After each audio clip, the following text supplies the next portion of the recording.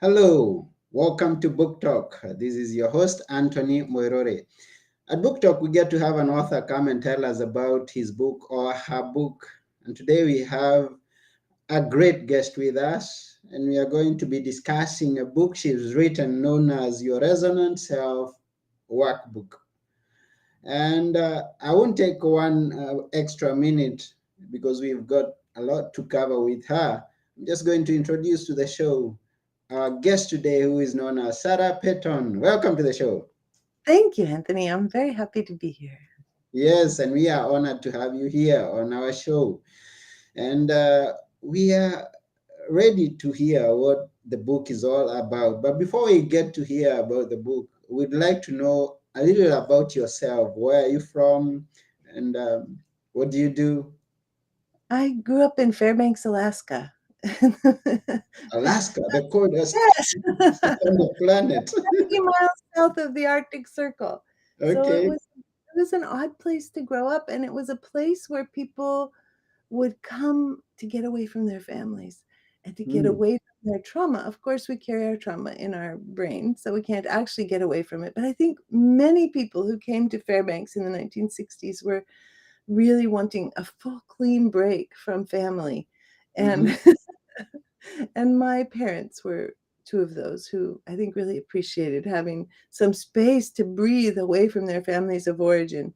And in 1960s in Alaska, you know, phone calls were very expensive and nobody yeah. came to visit, for an afternoon. So it was quite an interesting place to grow up in terms of trauma and becoming a trauma healer. And when you talk of trauma and what kind of experiences did you have growing up? Oh, well, it was very confusing when I was growing up. My mother was really unpredictable, and I always thought it was me until I was in, I think, my 30s. And my brother and I realized that my mom had dissociative identity disorder. So Mhm. then, which means that there are different parts of you that come forward to take care of different things. So my mom had a conflict part that would come forward and then immediately disappear. So if you had a conflict with her, she wouldn't remember it 2 minutes later. So Mm, she just kind of stayed the same because there was no way to integrate any feedback.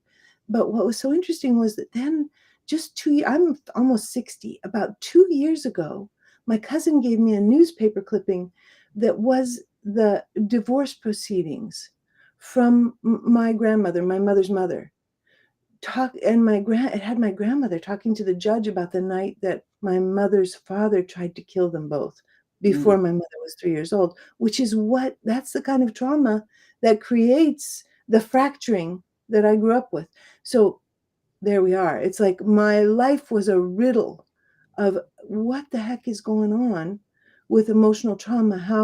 I didn't know that I was becoming an expert in, in emotional trauma, but I had a childhood that completely set me up to come into the world and explore emotional trauma because it was so mysterious. mm-hmm. And where are you located right now? Because you're not in Alaska at the moment. No, I'm very close to Portland, Oregon, in Vancouver, Washington, in the United States. Oh, that's beautiful. And slowly by slowly, you kind of identified what you're meant to be helping the people with. And at what point did you just know that yes, this is really me, and this is what I ought to be? Um, Two things. One is that I was volunteering teaching communication at a women's prison south of Portland, Oregon, Mm-hmm. and and I was trying to teach nonviolent communication, but talking to them about the brain and about relational neuroscience and about the impact of trauma, and that was what really lit them up, and that was what created change and healing for them. Was beginning to see themselves with compassion as they learned about the effects of trauma. For the first time, their lives were making sense to them. Mm-hmm. Because, of course, in the United States, in the prisons, that people in prison have high, what they call adverse childhood experiences scores. So Mm-hmm. they have high incidence of having an incarcerated parent. They have high incidences of childhood abuse and neglect. They have high incidences of alcoholism and addiction in the home. And all of those things come together and create a greater possibility that people have to struggle with drug addiction, that people have to struggle with suicidality, that Mm-hmm. people aren't integrated themselves.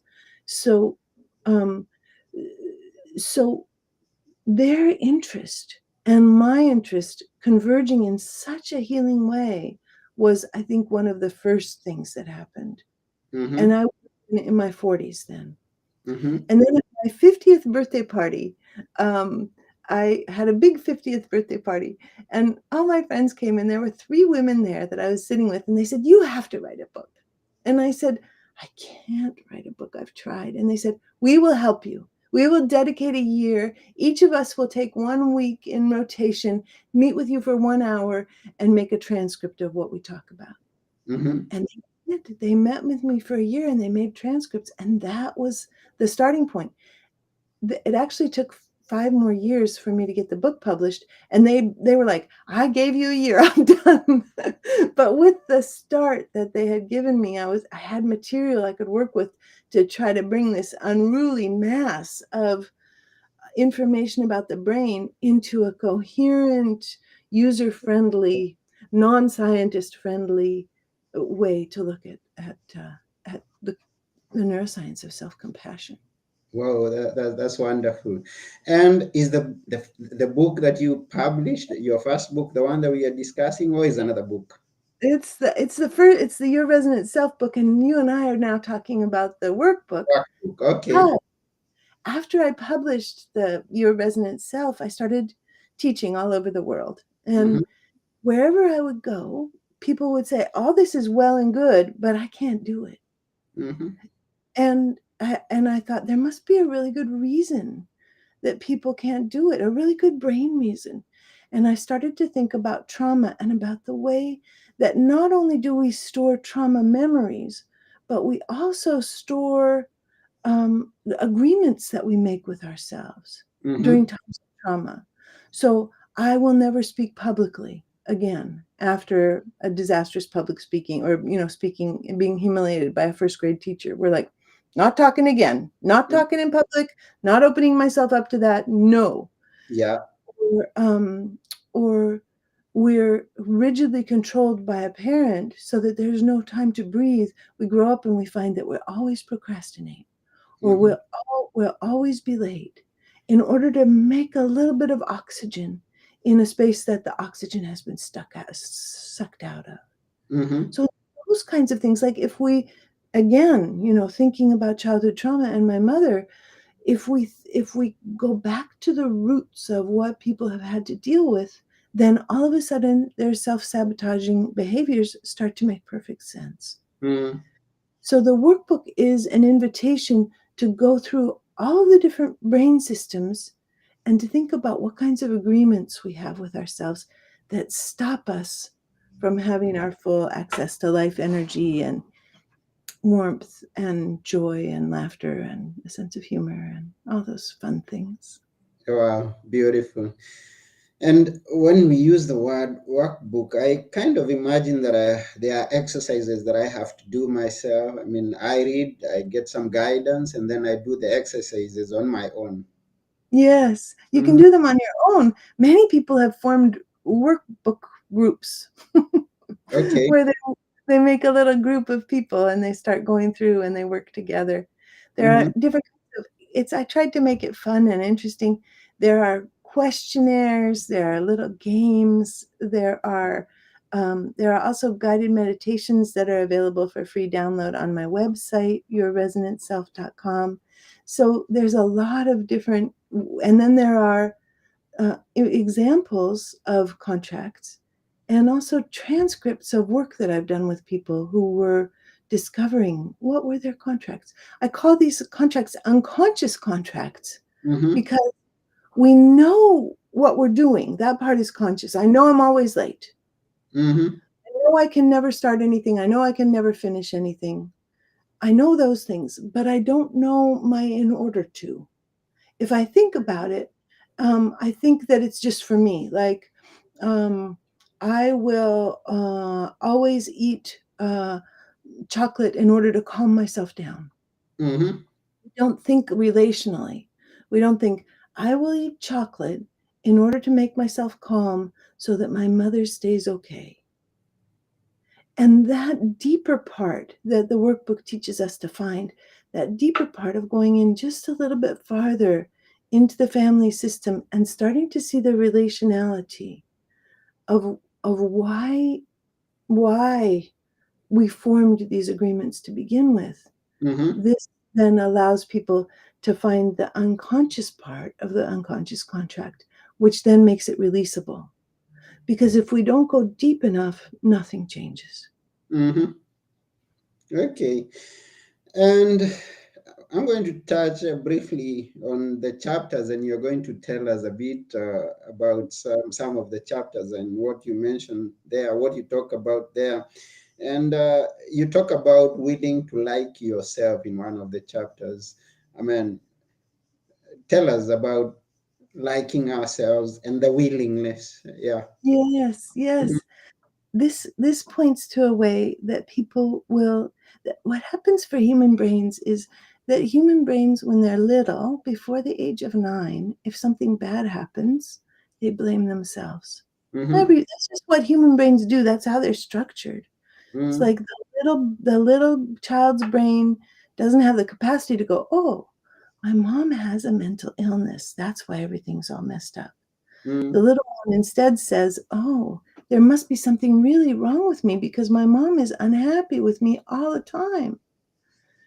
And so that's it becomes an agreement. I will not like myself. I will not be warm with myself. I will turn away from myself. I will punish myself. I will feel self-loathing. I will relentlessly criticize myself. All of these things come from that experience of being in a child's brain and having bad things happen and blaming ourselves. So we Mhm. grow up thinking, oh, it's just truth. It's just truth that I'm a bad person. Mhm. And then if we pick up the workbook, we can go, oh, I'm believing that I'm a bad person in order to support my family system, Mhm. in order to help my parents, in order to be the scapegoat, so that everybody has someone to blame. There are lots of things that people do that are difficult, Yeah. but accommodations to families trying to find their way with a heavy weight of trauma. Mm. Yeah. Thank you for that. And you make us realize that it's not truth, it's trauma. And Yeah. it happens to be a chapter that you've also mentioned. And talk about shame, because you Mm. mentioned, yeah, what is that shame? I mean, does shame come from blaming, or it's kind of, it's still the judgments and that we make upon ourselves? Yes. How do you Yes. explain that? Well, for babies, again, coming back to babies, Mm-hmm. when babies express a bigger emotion than their parents can be with, if a Mm-hmm. baby has a really big smile and the mom has a littler smile, then the baby is receiving almost an electrical shock of feedback that they need to be smaller, Mm-hmm. that they need to smile less, that they need to laugh less, that they need to cry less, that however the mom responds, by the age of 4 months, the baby integrates what the mom can do and can't do emotionally and stays inside. Then we can tell from facial expressions. When Mm-hmm. babies are born, they have a full range of facial expressions, and as they are living in their family, they lose their full range of facial expressions because they're hitting into a kind of an invisible electric fence Mm-hmm. of culture. And that's the very first action of shame on Mm-hmm. babies, Mm-hmm. is a learning that happens way before language, that happens in terms of like, am I too much? Am I okay? Mm-hmm. And to turn the volume down. As they grow bigger and bigger, they'll get more different kinds of messages about being too much. Like, for example, that historic message that was given to most children in Mm-hmm. the century, which was children should be seen and not heard. I don't know if you heard that one when you were a little boy, Yeah. but yeah. But all over the world, that's what children were told in the 20th century and Mm, the 19th century as well, actually. But the so all of those kinds of messages are societal shame messages. mm-hmm, And we learn very well this invisible electric fence. And some people learn to stay away from it, and some people, depending on temperament, it really pisses them off, and they start to become very strident and insistent on actually existing.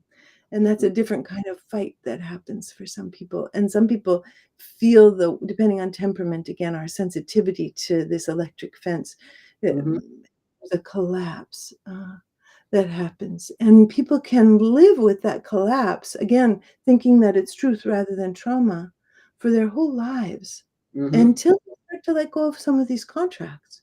As they mm, start to let go of some of these contracts, people begin to be able to breathe. mm. Now, I come to think that, and as you are putting it, these contracts that we made with ourselves, that most of what we are is what we've been made to be, and not what we ought to be. Yes, or how we've tried to meet the world, I mean, almost like everybody will bring something different to the table, and Yeah. they'll come up against those invisible electric fences and react slightly differently. So not only how we've been made to be, but the creative, almost like thinking of it as the creativity of the self. Okay. Like, in a way, shame is a creative act. Mm-hmm, The contracts are creative acts that mm-hmm. we are meeting. It's like unmovable force meets unstoppable object, or whatever the Okay. phrase. Yeah. Yeah, that we're clashing and finding creative ways to live with it. So our Mm-hmm, addictions are creative accommodations. Our self-sabotage is a creative accommodation. And that kind of helps with self-compassion as well. mm. Now, that's a good term to hear today about creative, being creative in shame, being creative in things that limit myself. That's interesting, an interesting perspective. Yeah. Hmm. And then we talk about something that could be not only been affecting people from the time that they were born and the way that they were growing, but experiences that we meet when we've fully grown. I mean, we experience some like the recent pandemic that has been happening, and Yeah. how do we deal with such sudden things, such unexpected occurrences in our own life? Not far-fetched things happening right now. Right now, yeah. One of the things that I've noticed is that, um, in the beginning of the pandemic, people turned on their hypervigilance meters. I remember in the beginning of the pandemic when we didn't know how COVID was transmitted, Mm-hmm. and people closed themselves in entirely and had food delivered, and then they had to spray the bags with hydrogen peroxide. I mean, there was like a way that some people just shut completely down in Mm-hmm. order to try to survive against a microbe, a virus that we didn't know how it traveled. Did it travel on food packaging? Did it Mm-hmm. travel on mail? Did it, or was it this airborne transmission? And if it was airborne, was it droplets, or was it airborne? People became very vigilant, and almost made an agreement, a trauma-based agreement with themselves, to stay alert at all times. And Mm-hmm. many people haven't quite got their alert button turned off because they're still in a state of alarm about how to survive this Mm-hmm. time. And maybe not just the virus, but also the economic impact that's been happening all over the world. And Mm-hmm. now people, scientists, I was just looking this morning, and scientists are finding some evidence that the current economic threat of recession is harder, like the rising fuel prices, the rising food prices, the scarcity of food is even harder on people Mm, than the pandemic was. And so, the war in Ukraine and the way that that's impacting grain and crops, um, it's it's it's it's hitting people hard. And when we're hit hard, we do tend to make these agreements. If we know that we're making them, then we can often like have warmth and softness about them, and they'll just kind of dissipate. We'll just go, oh, look at that. Look at that. I made a promise to myself to be vigilant every minute. I guess I don't have to do that anymore. I can let go of the tension in my shoulders mm. and have a moment to laugh every so often. Yeah, yeah, so much is happening and at a terrific speed, and we don't know what is going to happen in the coming months. Right now, talking of the economic situation all over the world, and it's happening, and especially in Europe. Just a few days ago, I mean, the euro came at par with the dollar, and now Yeah, it's equal. yeah, yeah. Mhm, It's mhm, stunning. Yeah, mm. Then you point to the fact that we can find our path for those of us who may be in a depression. I mean, we are depressed because of what is happening. How is that the path out of depression? How is that? the path out of depression is kind of a funny counterintuitive path. Mm-hmm, I um I love the work of Jaak Panksepp, who was an emotions researcher of the 20th century, who died about 4 years ago. And mm-hmm, I had his co-researcher on for an interview in my summit this year, and he was talking about how depression is um, metabolic exhaustion, that it is a way to try to cope with our hearts reaching for connection mm-hmm, and reaching for intimacy, reaching for relationship, and not having anyone come. That there's a collapse when no one comes. And it can be a really old collapse. That can be the collapse from being an infant and having nobody come, because then we become metabolically exhausted from crying. mm-hmm, Or it can be a present day collapse in COVID, for example, with the isolation that happened for many people, or the stoppage of global travel, which meant that some people were completely isolated from their families and couldn't be with them, and had family members die and they couldn't go to the funeral, those kinds of things are mm-hmm, part of what can be a present time metabolic exhaustion for adults. So, what we need more than anything else is self warmth, is to be able to turn towards the self and almost like gather up the body, in our imagination. If I were to turn towards depressed Sarah and gather her up and sort of feel her body, to feel her bones and her flesh in my arms, and to just like radiate warmth and love for that one who is metabolically exhausted. mm-hmm, it, it's really the very best starting point. It's a little tricky, because if we're metabolically exhausted, where do we find the part of ourselves that can gather us up, right? mm-hmm, But we can imagine other people who love us, who don't get to be with us right now, people who have died. We can call on our ancestors. When I was at my most depressed, it would be so hard to get out of bed, and I would say, ancestors, if you want me out of bed, you got to give me a push.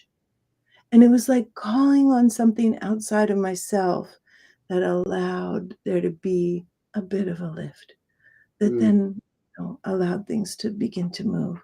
So self warmth, it's very strange, but it's very effective. Self warmth, self warmth, self warmth. And in Oh, order to do it, we have to stop. One of the difficult symptoms of depression is rumination about the self being not good enough. mm-hmm, And so we do need to develop the skills that are in the books that are about being warm with the self. about, like, if I say to myself, Sarah, you idiot, I'm calling myself a name. There's research that shows that when children are called names, it hurts their brain. We can see visible scars in their brain from verbal abuse. I mean, something that simple is verbal abuse. You're stupid, you're fat, you're ugly, you're useless, you're an idiot. These are some of the things that happen inside of Sarah's brain. And if we begin to turn towards that voice also with warmth and say, voice that's calling Sarah an idiot, do you need some acknowledgement of helplessness, of a desire for things to go well, of an impatience?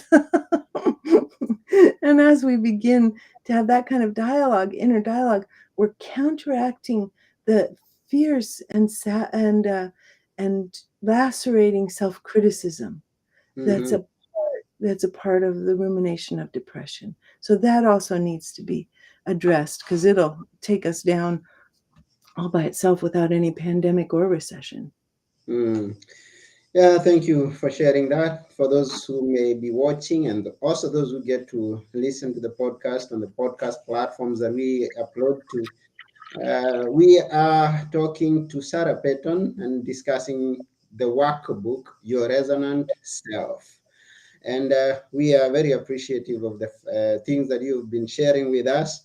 And maybe can we know the other things apart from this book, because I know people are going to get the book, but apart from the book, what other things do you do? And you are going to tell us how people can connect with you if they want to reach you, how they can get to you.